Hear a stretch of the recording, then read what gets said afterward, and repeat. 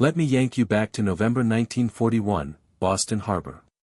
You know that salty, metallic smell when the ocean meets a shipyard? That's what's in the air.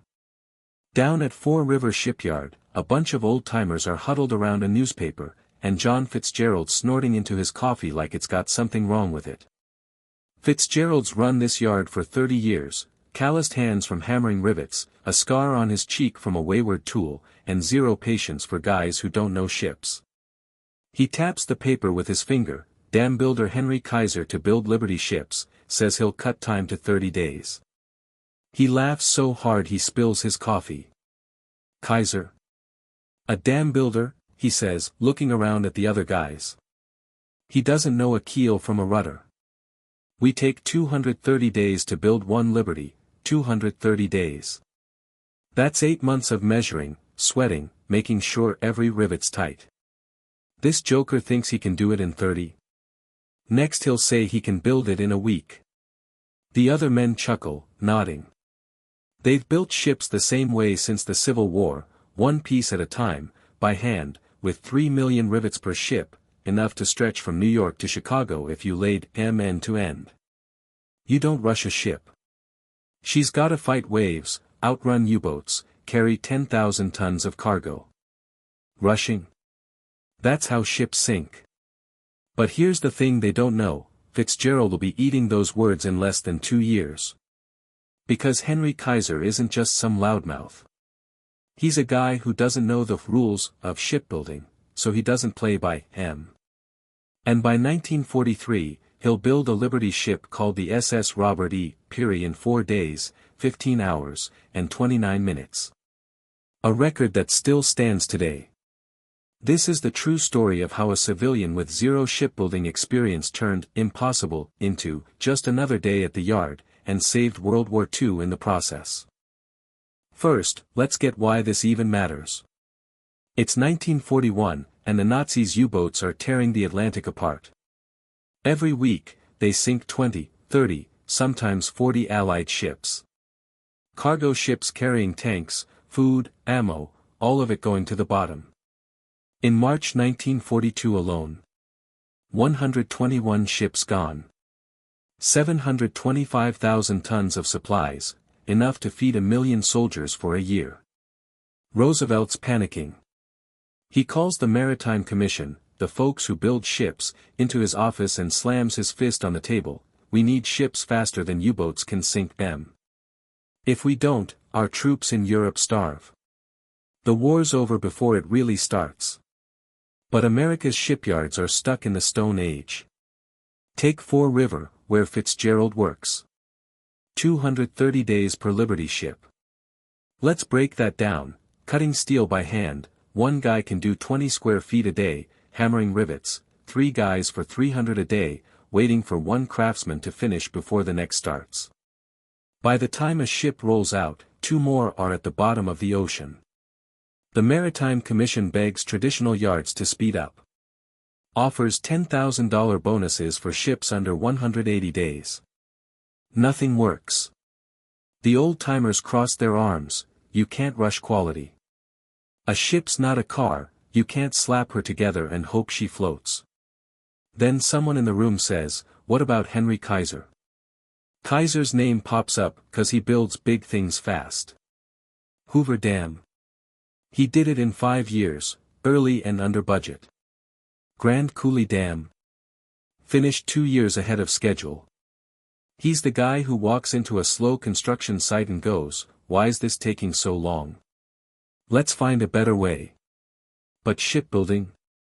That's different. Dams sit still, ships move. Dams don't fight storms or U-boats. Admiral Emory Land, head of the Maritime Commission, is a career Navy guy, 40 years around ships.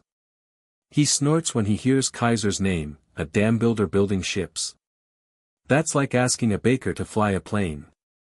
He doesn't know hull integrity from a hole in the water. But desperate times call for desperate moves. So in June 1941, the commission gives Kaiser 2 rundown yards in Portland, Oregon. Prove you can build a Liberty ship faster than 230 days, they say. Fail. No more contracts. Succeed? We'll give you more yards. Kaiser says yes. Packs his bags, kisses his wife goodbye, and heads to Oregon. When he walks into that yard, he stops and shakes his head. Rotting docks, rusted cranes, workers moving like they've got all day. He turns to his new foreman, Tom, 25 years in shipbuilding, and says, "Tom, we're not just building ships faster. We're rebuilding this yard first. Let's get to work. Let me tell you about Henry Kaiser. 55 years old in 1941, short, stocky, talks like he's got gravel in his throat, and wears a white linen suit even when he's standing in a shipyard covered in steel dust. He's not a sailor. Not an engineer.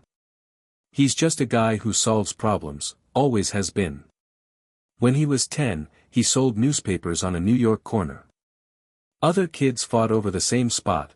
Kaiser walked 3 blocks to the train station, where commuters paid extra for a paper they didn't have to wait for. By 12, he was making more than the other kids.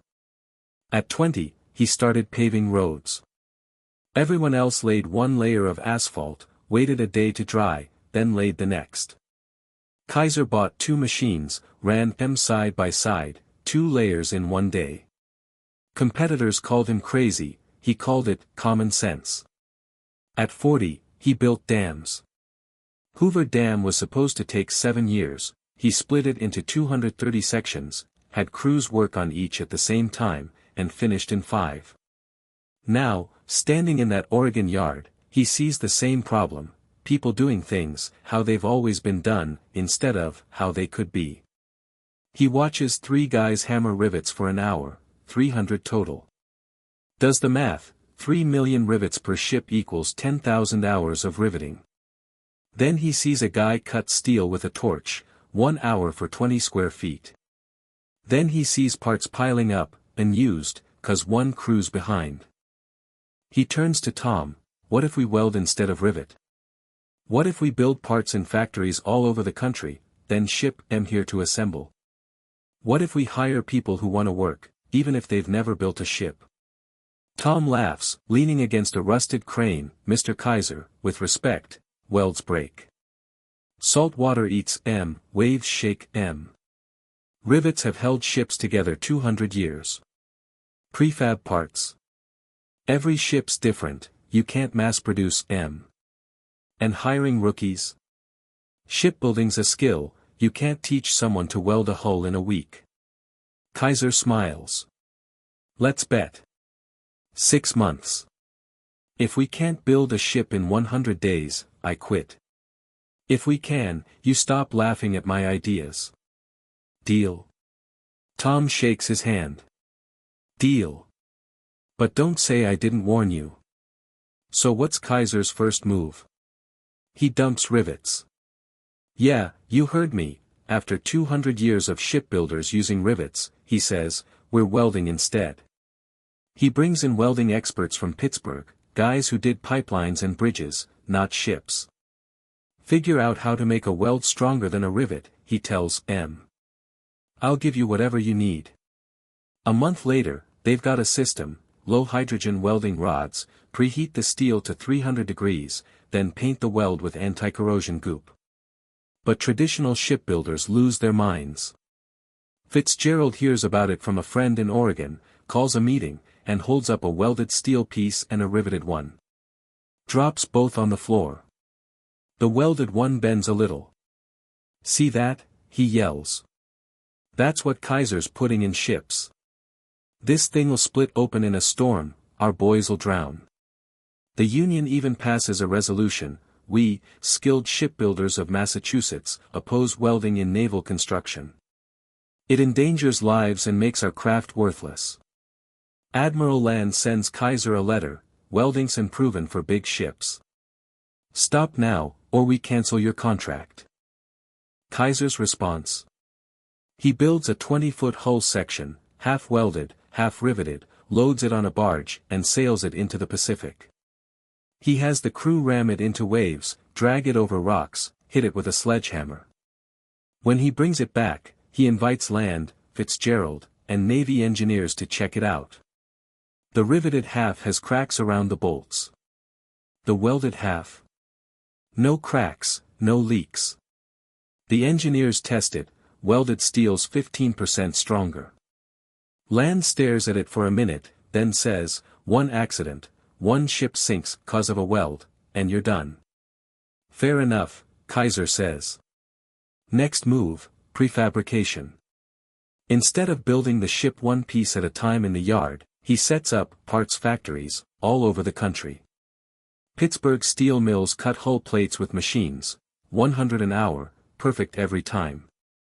Detroit auto factories, no more cars for civilians, build engine parts on assembly lines, crankshafts, pistons, valves, same as Ford's. Cleveland metal shops make lifeboats, cargo hatches, bridge controls, pre-painted, pre-wired, ready to bolt on. Then he ships M to Oregon by train. Every box has a number and diagram, part 123, hull section B4, bolt to part 124 at Mark 5. Traditional shipbuilders scoff, parts won't fit. Ships aren't toasters, you can't mass-produce M. But Kaiser's team uses jigs, metal frames that hold parts in place. A hull section from Pittsburgh drops into a jig in Oregon, then another fits right into it, like Legos. On the first ship, 98% of parts fit perfectly. The other 2%. Workers file hem down or add small shims, 10 minutes max. Tom watches a crew assemble a hull section in 4 hours, something that used to take 3 days. He shakes his head, I'll be damned. It works. Third move, hire anyone who can work, no experience needed. Traditional yards only want skilled craftsmen, guys with 10, 20 years of shipbuilding. But Kaiser needs 5,000 workers for his 2 Oregon yards.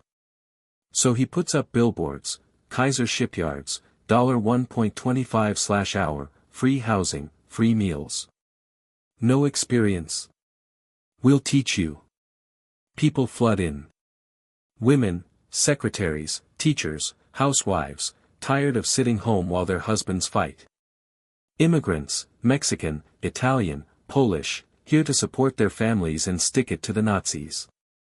Kids, 17, 18 years old, lying about their age to get a job.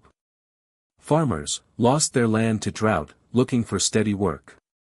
By 1943, 196,000 people work in Kaiser's 7 yards, he expanded to California and Washington. 40,000 are women, dubbed Kaiser's kittens by the media, but don't let that fool you. They learn fast. Take Mabel Johnson. 22, former secretary from Portland, typed letters for a law firm. She applies for welding, 'cause $1.25 per hour is twice what she made typing. First day, a guy named Mike, 15 years welding ships, sneers, sweetheart, go back to your typewriter. Welding's hot, dirty, takes strength. You'll quit by lunch. Mabel doesn't say a word. Picks up the torch, heavier than her typewriter, but she manages, lights it, and welds 2 plates together. The foreman taps the weld with a hammer, then looks at Mike, this is cleaner than yours. Teach her nothing, she's already better. Mike's face turns red. Mabel grins. By the end of the month, she's welding 50 hull sections a week. Teaches other women, too, how to hold the torch, ignore the guys who mock M. By war's end, she's a foreman, in charge of 20 welders, 12 women, 8 men. But not everyone's happy. Traditional workers resent the newbies taking jobs, resent the women proving they're just as good. In February 1942, Boston shipbuilders go on strike, demand Kaiser stop hiring rookies, stop welding, go back to rivets. Strike lasts 2 weeks, but Kaiser's yards keep building. The Maritime Commission gets mad, they need ships, not picket lines. Threatens to cancel the union's contract. Strikers go back to work, but the anger lingers. Fitzgerald yells at a union meeting, Kaiser's ships are junk. Welded by amateurs, women, kids, immigrants. They'll sink, and our boys'll die. But across the country, Kaiser's ships are sailing. The SS Patrick Henry, first Liberty ship with his methods, sails from Oregon to England in December 1941. Carries 10,000 tons of tanks. Hits a storm in the Atlantic, 30-foot waves slamming the hull. Doesn't sink, doesn't leak. When she gets to Liverpool, the British captain says, "This ship's stronger than any riveted one I've sailed." Fitzgerald hears about it. Doesn't say a word. But he stops laughing. By 1943, Kaiser's yards are cranking. He cut build time from 230 days to 42. That's a miracle, but he wants more. Wants a record, something to shut up the last skeptics. He picks the SS Robert E. Peary, named after the guy who reached the North Pole.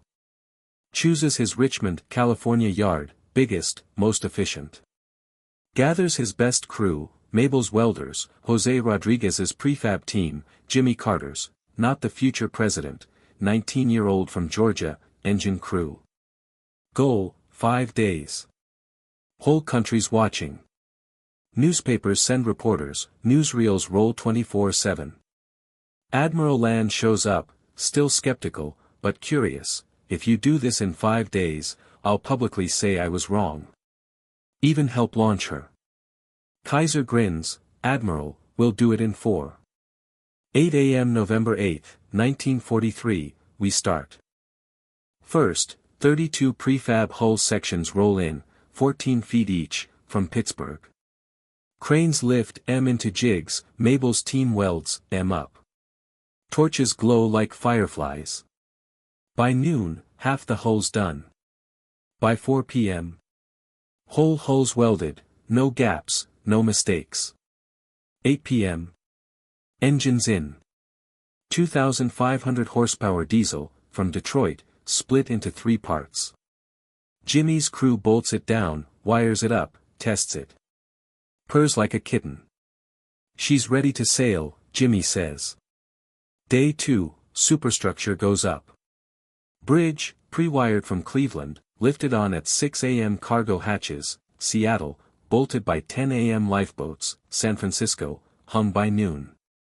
Women paint the hull gray, quick, even strokes. By 8 p.m., she looks like a real Liberty ship, not a pile of parts. Day 3, interior work. Crew quarters get bunks, a small kitchen, stove from Oakland. Cargo holds lined with wood. Radio room set up, LA transmitter. By midnight, 90% done. Then trouble, one cargo hatch covers off by half an inch. Tom panics, "We'll cut it, re-weld, takes 6 hours. Miss the deadline." But Jimmy, the 19-year-old, has an idea. Grabs a hydraulic jack and metal shims, thin steel pieces. Him and 2 guys climb on the hatch, jack it into place, slide shims between cover and hull, weld M fast. 45 minutes later. Fixed. Tom watches, "You kids are gonna change everything." Day 4, 6 a.m., hatch sealed. 10 a.m., final checks. Propeller spins smooth. Pumps work, no leaks. Welds X-rayed, all good. Radio picks up Hawaii, clear as a bell. 11:29 p.m. November 12th to 4th days, 15 hours, 29 minutes after we started, we cut the ropes. The Peary slides down the ways into San Francisco Bay, hull splashing loud enough to echo. Crowd cheers so loud, newsreel mics pick it up over the engines. Land walks to Kaiser, shakes his hand, "You were right. I was wrong. This is shipbuilding's future. You did the impossible." Kaiser grins, "Told you we'd do it in 4. The Peary isn't just a record, she's a workhorse. Sails to Europe 12 times, carries tanks and food. Runs into a U-boat in 1944, torpedoes miss by 50 yards, but her welds hold. Never sinks, never breaks. Fitzgerald hears about it, flies to Richmond to see the yard. Walks around, watches prefab parts go up, women weld, ships roll out weekly. Finds Kaiser in the office, looking at blueprints. Fitzgerald holds out his hand. You did it. I was wrong. This is the future. Sorry I laughed. Kaiser shakes it. John, skeptics keep us sharp. Wanna see how we build a ship in 4 days? Fitzgerald nods. Stays a week. By the end, he's training new workers. Even learns to weld. Let's talk numbers, 'cause they tell the real story. By 1945, Kaiser's 7 yards built 1,490 Liberty ships. 1,490 in 4 years. Average build time, 42 days. Peak. 1 ship every 2.5 days. Compare that to 1941, 230 days. But here's the big one, U-boats sank 1,554 Allied ships in the war. Kaiser's yards replaced almost all of them. Add other yards that copied his methods, 80% by 1944, and we built ships faster than Nazis could sink them. That's the turning point. By 1944, Allied convoys crossed the Atlantic safe. Troops got weapons, civilians got food. U-boat campaign failed, not 'cause we sank more subs, though we did, but 'cause we outbuilt them. Every time a U-boat sank a ship, 2 more took its place. Admiral Karl Donitz, head of German U-boats, wrote later, the American shipbuilding program was our worst nightmare. We sank 10 a week, they built 20. We never stood a chance. But Kaiser's impact isn't just winning the war, it's changing shipbuilding forever. Before him, ships were built by hand, one at a time. After him, prefab parts and welding, mass-produced, like cars. Japanese yards copied him in the 50s, South Korean yards, Hyundai, Samsung, in the 70s. Today, 90% of the world's cargo ships are built his way. All 'cause a damn builder didn't know, can't. He also changed how we treat workers. When he hired 196,000 people, he noticed they got sick or hurt, and there were no hospitals nearby. So he built his own. Hired doctors, nurses, made a health plan, $1 a month from workers, Kaiser paid the rest. That's Kaiser Permanente, today, one of America's biggest health insurers. Millions get care from the plan he started for shipbuilders. And he changed who gets to work. Before him, shipbuilding was a man's job. After him, women proved they could weld, run cranes, lead teams. Immigrants proved they could learn fast. Kids proved they're responsible. It's not just shipbuilding, he paved the way for women in the workforce, equal pay, diversity in jobs that used to be only for white guys. Mabel Johnson became a shipbuilding consultant after the war, helping Japanese and Korean yards set up welding teams. Kaiser gave me a chance. I wanted to give other women that, too. José Rodriguez, the Mexican immigrant who didn't speak English at first, became a foreman. Brought his family to America, sent his kids to college. His son's an engineer now, designs the same prefab parts José used to assemble. Jimmy Carter joined the Navy after the war, served on a Liberty ship. Building the Peary taught me impossible is just a word for scared. If a bunch of kids and women and immigrants can build a ship in 4 days, you can do anything. Today, most Liberty ships are gone, scrapped for steel, sunk as reefs. But a few survive. The SS John W. Brown is in Baltimore, museum ship, but sails once a year. In 2019, she carried 300 veterans to Norfolk. Captain said, 76 years old, and she's stronger than some new cargo ships. The SS Jeremiah O'Brien is in San Francisco, built in 56 days in 43. Sailed to Normandy for D-Day, carried 600 tons of trucks. Got attacked by a U-boat, but didn't sink. Today, you can tour her, walk the cargo holds, touch Mabel's welds, see José's prefab parts. When you stand on one of these ships, you don't just see steel. You see Mabel's steady hands, José's pride, Jimmy's quick thinking. You see Kaiser's vision, impossible is just an excuse to not try. Admiral Land wrote later, Kaiser didn't know shipbuilding. That's why he succeeded. He had no bad habits to unlearn. He didn't know, you can't, so he did. That's the lesson. Progress doesn't come from experts saying, this is how it's always been. It comes from outsiders, people who don't know the rules, looking at slow, broken stuff and going, let's fix it. It comes from women picking up torches, immigrants crossing borders, kids lying about their age. It comes from believing even the biggest, impossible, can be solved, one weld, one part, one day at a time. Kaiser died in 1967, 80 years old. He never stopped building, housing, hospitals, a university. But he said his proudest thing was the Liberty ships. They weren't just steel. They were hope, hope we'd win, hope we'd build a better world, hope anyone could make a difference. His legacy's everywhere. Every cargo ship you see. His way. Every Kaiser Permanente hospital. His idea. Every woman in a factory, every immigrant leading a team. He helped pave that way. Next time someone tells you something's impossible, think about the Peary. Think about a dam builder who didn't know ships, a secretary who welded, a kid who fixed a hatch in 45 minutes. Impossible isn't a fact, it's just an excuse. And that's the real magic of the Liberty ships. They didn't just win a war. They showed us what we can do when we stop saying, can't, and start saying, let's go.